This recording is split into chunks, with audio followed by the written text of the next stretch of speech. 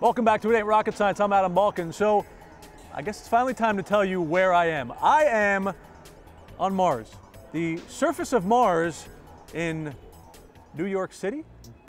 Our Stephanie Simon takes us on a tour.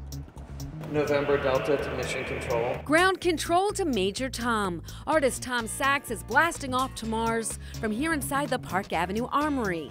He and his team of artists turned astronauts have transformed the space into a sci-fi playground.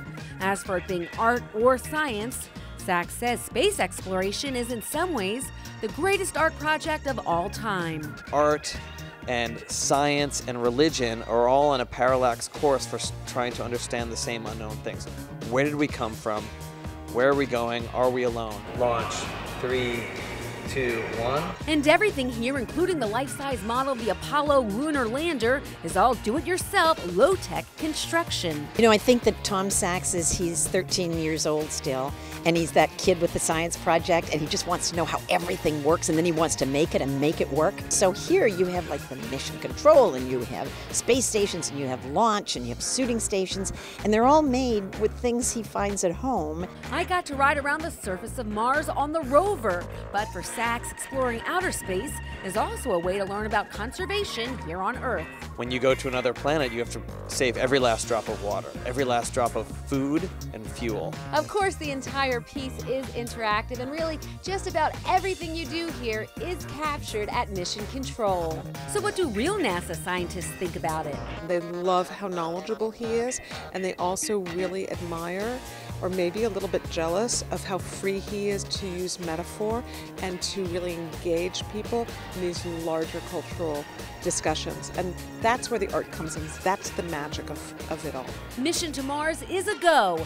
Stephanie Simon for It Ain't Rocket Science. Historically and traditionally, many of the secrets of space travel have been kept behind closed doors in government facilities. But now NASA, the National Aeronautics and Space Administration, is taking a giant leap for mankind and opening its hallways to many of its operations facilities. All of these people that you see behind me were selected amongst hundreds of applicants from around the country to be a part of NASA's first social at NASA Dryden Research Center. Coming all the way from Chicago, Martin took 2 days off of work and jumped at the opportunity to visit Edwards Air Force Base in Southern California to get a glimpse of aeronautics at NASA's primary flight, research, and operations center. I've always been an aviation enthusiast. Airplane was my first word.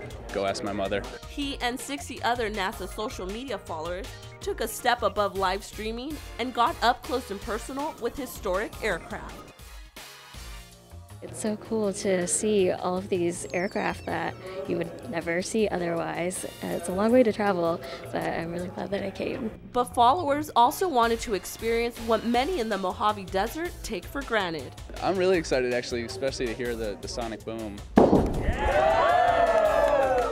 Dryden officials knew that, so they dedicated an entire Q&A to sonic booms. After the briefing, it was time for status changes as everyone got to experience what they long awaited. Thanks to the F-18 flyover. That was my first one. That was pretty cool. In New York, you would never hear that because you've got cabs honking and so much other stuff going on. Dryden's social media manager says having their fans out is important because they help NASA spread the word on all the new advances in aerospace technology. But fans say the pleasure is all theirs.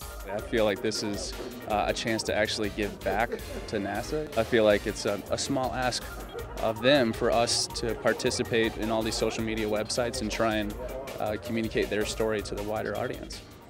New York's Finger Lakes region has been known for years for its rolling hills, its vineyards, its wineries, but in the near future, it may also be known as a place where the seeds of technology are starting to take root. The hub is designed to bring leaders from higher education, business, government, and community organizations together with students in grades K through 12 to help them excel in the 4 disciplines. It's cold.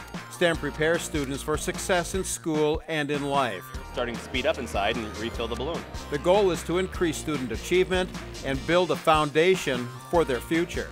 STEM is a catalyst for a new tomorrow because it does engage, excite, and empower students. Businesses are involved because they can eventually benefit from the STEM program.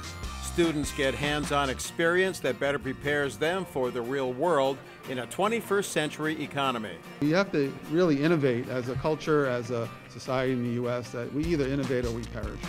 We've all seen businesses, even some locally, that if we don't constantly innovate, constantly move ourselves where the window of opportunity is, then we can't be successful as a business, we can't be successful as a nation. The Finger Lakes Hub is one of just 10 located in communities that are aligned with the state's economic development regions. I'm Mike Hedin for It Ain't Rocket Science. When we come back, we meet some young innovators who are tackling some big problems in a very competitive spirit. We'll have the winners of the Intel International Science and Engineering Fair after the break.